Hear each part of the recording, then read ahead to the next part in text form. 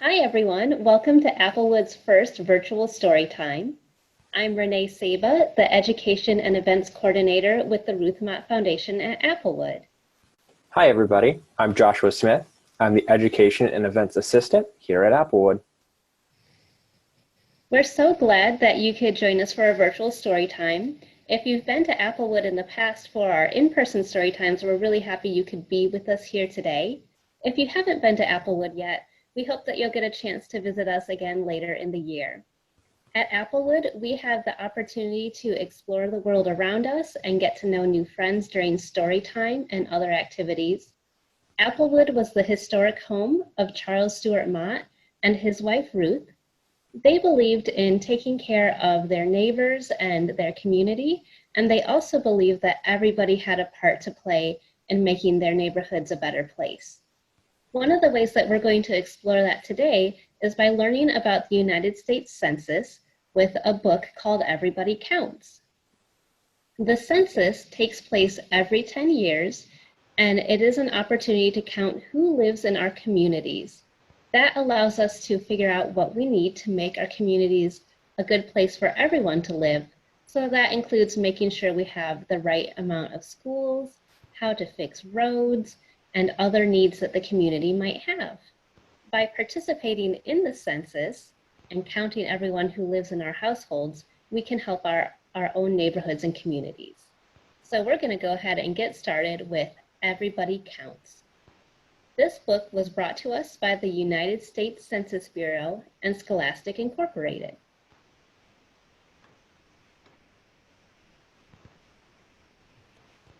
Everybody counts. I count, you count, your family counts too.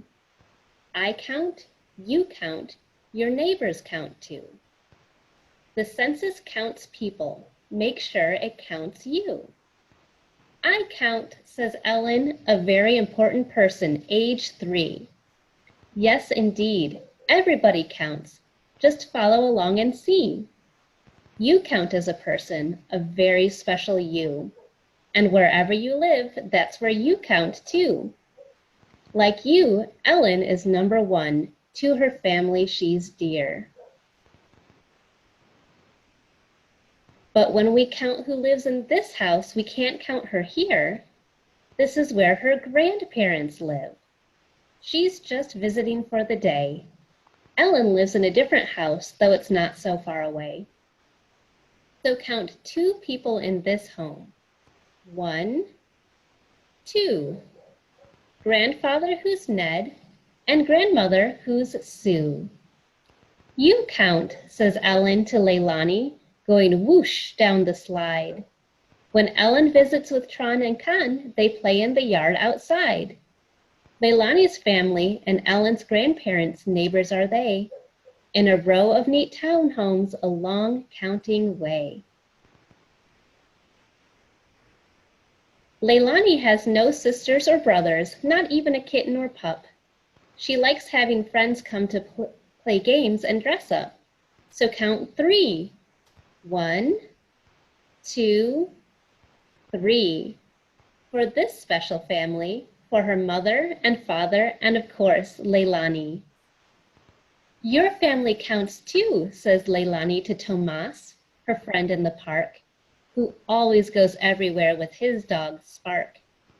Tomas lives with his sister, Carolina, and her husband, Jose, in a white house with a red door and a roof that's gray.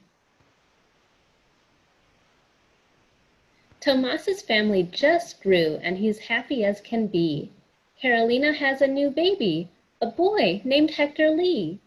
Now when Tomas counts his family, he uses 1 finger more. That's 1, 2, 3, and baby Hector makes 4. I count, says Keisha, in the house with the big oak tree. Yes, everybody counts. Just follow along and see. You count as a person, a very special you. And wherever you live, that's where you count too. So let's start with Keisha, who just turned 4, and count Daddy and Mommy and Grandma Moore. Don't miss baby Letitia who's playing on the floor. Count 5 in Keisha's house with the tree strong and tall. 1, 2, 3, 4, 5 family members in all. You count, says Keisha to her good pal Brad. Brad lives in the yellow house with his mom and dad, plus his 2 older brothers and gray-haired Uncle Steve, who does magic tricks with coins up his sleeve. Count 6 in Brad's house. There's no trick to it. 1, 2, 3, 4, 5, 6. You can do it. Your neighbors count too, says Brad to Juanita Sue, who lives in a building so tall. Juanita Sue has many neighbors in the apartments down the hall. There's Mrs. Kelly, count her as 1, and 2 for Mr. Williams and his grandson. And then Juanita Sue and her parents, who total 3. Who'd we forget? Oh yes, there's only one Mr. Bonetti, who cooks the most delicious meatballs and spaghetti. What's important is who counts behind each door. It's the people who count in each apartment on each floor. Yes, everybody counts in this building so tall. Count each and every person, whether big or small. The census counts people. That's right, every single one. It's a big job to count everybody, and here's how it's done.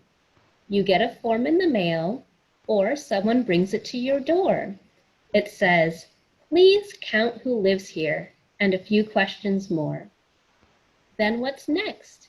You fill out the form like this family. Remember Ellen? It's her family we see.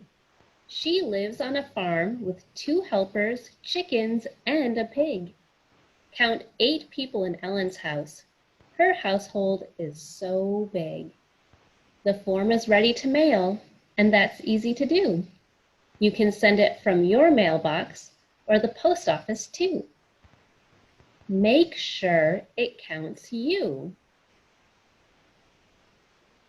Say Ellen, Leilani, Tomas, Keisha, Brad, and Juanita Sue. Each family is special. Each person is too. So count your family, it's important to do. Everybody counts, and that includes you. Count all the children. Can you find 9? 1, 2, 3, 4, 5, 6, 7, 8, 9. You did fine. But we're missing a child. Do you know who? Of course, we need to count you. So get ready to count. We'll start over again. 1, 2, 3, 4, 5, 6, 7, 8, 9. Count yourself. 10. Great job, everyone. So I'm going to pass things over to Mr. Josh, and he's going to share our activity that we're going to do today. Hi, everybody. Welcome back. So CS knew how important the census was. That's why he made sure he was counted every 10 years. One year, he was unable to be at home, so he wanted to make sure he could get counted. So he made sure his neighbor could share his info for him. This was super important because they knew together they could work to make the community better and help Flint get counted. So today, we're actually going to do a fun activity that involves some counting. So what we're going to do is we're going to have you count how many family members you have in your household. And I think Renee has some fun examples. So Renee, in the first household, how many family members do we have? Here is our first house, and you can count all of the family members with me. In this house, we have 1, 2, 3 people. So they're going to put 3 on their census. Awesome. So there was 3 people in that household. Miss Renee, how many people are in the second household? Okay, here is our second house. And in this house, we have 1 person. So he's going to count 1 and put 1 on the census. Awesome. So there was 1 person in that household. Finally, in our last household, how many people do we have, Miss Renee? Here is our last house. And in this house, we have 1, 2 people. Awesome. So we had 2 people in that household. And it's important, regardless of if you have 1, 2, 3, 4, or however many you have, that you want to make sure you count how many people you have in your household. And any adult that has been following along with us, look for your census in your mail. You should be seeing it pretty soon here. But once you get your census, there should be a code to finish it online. There is also paper ones by request. So let's do our part to make sure we're counted. Thank you, everybody. Thanks so much. We're so glad that you could join us for this first virtual story time. Please take a minute to fill out the survey on our Facebook poll. And also, if you have any comments, we look forward to see how you're all doing with counting everyone in your house for the census. Thanks so much. We hope to see you again soon. Bye. Thank you, everybody.